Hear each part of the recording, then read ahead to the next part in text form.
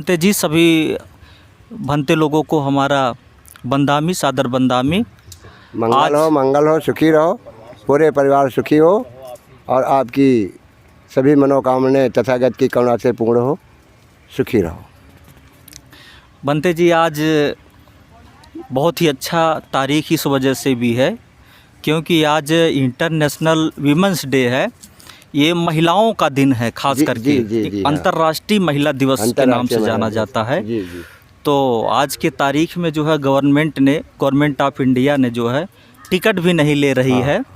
शायद वो सोच रही है कि आज के तारीख में भारतीय महिलाएं या पूरे विश्व की महिलाएं आ सकती हैं और बिना किसी फीस के इस जेतवन के बारे में जान सकती हैं और इस जेतवन की प्रासंगिकता के बारे में भी जान सकती हैं। भंते लोग यहाँ पर काफ़ी रहते हैं और काफ़ी लोग भी आते हैं, तो लोग चर्चा करें और डिबेट भी कर सकते हैं, डिस्कस भी कर सकते हैं। जरूरी है। लेकिन डिस्कस जो होता है वो ऐसा कहा जाता है, डिस्कस जो है वो जो है फ्रूटफुल होना चाहिए।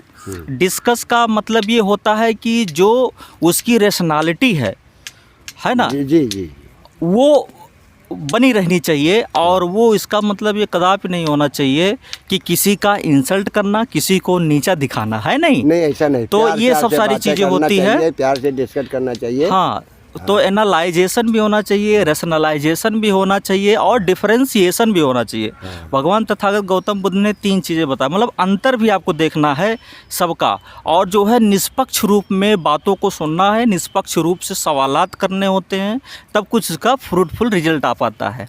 तो हम भंते जी से जानेंगे सबसे पहले कि ये जो जेतवन है, ये जेतवन इसका नाम कैसे पड़ा, क्यों पड़ा, कोई दूसरा नाम क्यों नहीं पड़ा, जेतवन क्यों पड़ गया?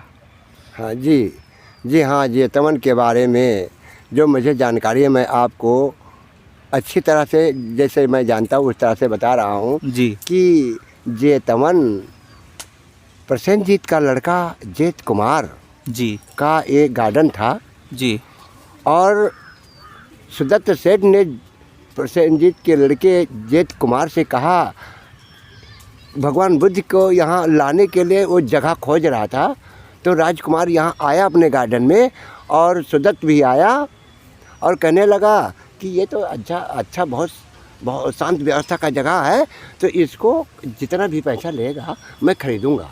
जी तो इसलिए सुदत्त ने कहा राजकुमार से कि ये अपना आप गार्डन बेचेंगे। तो उस राजा मन में सोचा ये व्यापारी हमारे ही राज्य में रहता है, हमारा गार्डन खरीदेगा। तो एक बार बोला सुदत्त, 2 बार बोला सुदत्त और तीसरी बार में फिर बोला तो राजकुमार नाराज होकर कहा, हाँ बेचेंगे, जो सोने के सिक्के बिछा करके कोर से कोर बिछा देगा उसी को दे दूंगा जी। और अति आवश्यक था सुदत्त सेठ को कि भगवान बुद्ध को लाना था, यहाँ का चोर डाकुओं, नशेड़ियों, अपराधियों और कटु वचन वाले को शीलवान सदाचारी बनाना यहाँ जरूरी था।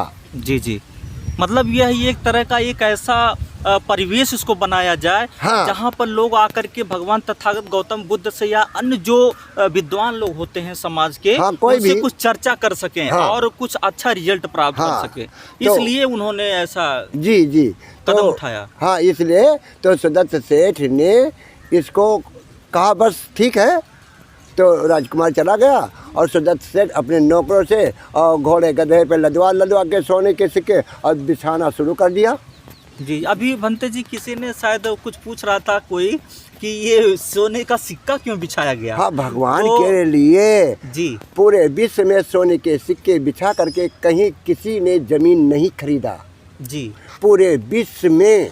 नहीं, हमको भंते जी ऐसा लगता है अभी कि ये जो सोने बिछा करके ज़मीनें खरीदने का जो प्रचलन रहा होगा, हाँ, उस समय नहीं, शायद वो ये था कि जमीन इसी तरह से खरीदा जा सकता साहब, ऐसा बात नहीं हुआ। जहाँ तक आप हमारे गुस्से में राजकुमार ने कहा जी, आज क्या एक चलन चलता है, पुराने ज़माने की कहावत है कि भैया मैं अपना बाप बेचता हूँ तो कहीं दाम बता दो तो उनकी हवा ख़राब हो जाए।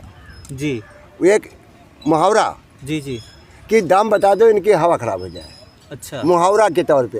हाँ, तो हाँ, इस तरह से वो नाराज़गी में बताया अच्छा, ये बात वहाँ पर थी। ये राजनीति ईगो की बात थी हाँ, कि ये आदमी हमारे ना जो है- सोने का सिक्का बिछा पाएगा जी। और ना ये खरीद पाएगा। जी, और एक तो बनिया आदमी और है, एक तो बढ़िया आदमी है, 10 ग्राम का दिल है, हाँ 10 ग्राम का दिन तो होता है। कैसे खरीद पाएगा? कैसे खरीद अब मुझसे जो है खरीदने आया। कारण अच्छा, मेन ऐसा। पॉइंट यहाँ पे उसने मतलब ईगो था उनको। हाँ उसने मारे गुस्से से कहा कि सोने के सिक्के कोर से कोर लगा के बिछा देगा, उसको दे दूंगा। अच्छा अच्छा, मतलब वहाँ एक जो है अपनी नाराजगी है व्यक्त नहीं? करते हुए, मतलब हाँ।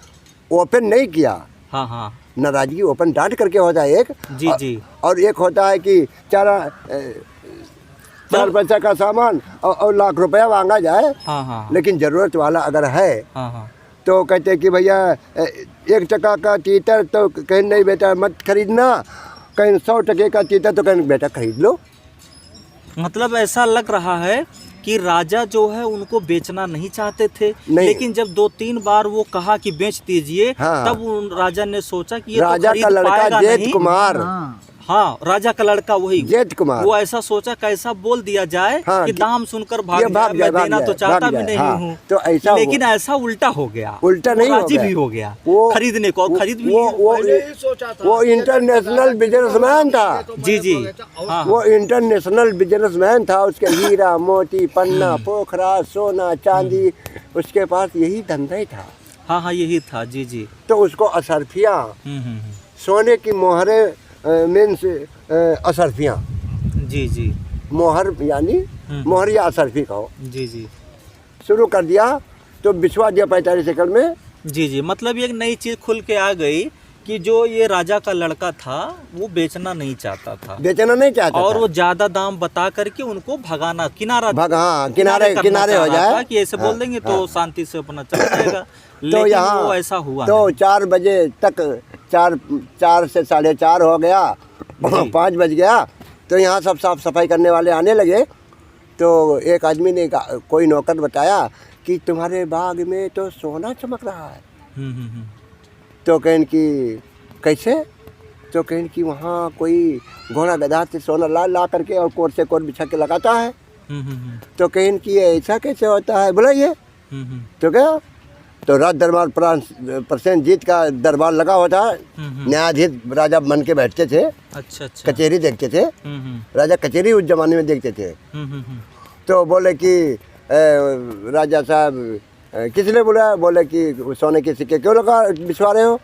बोले क्या नाम है, जेठ कुमार से मेरी मोल तोल हुई है, मैंने इन्होंने कहा था कि सोने सिक्के बिछा करके जो बिछा देगा उसको मैं ज़मीन दूंगा, तो मैंने बिछवाया है।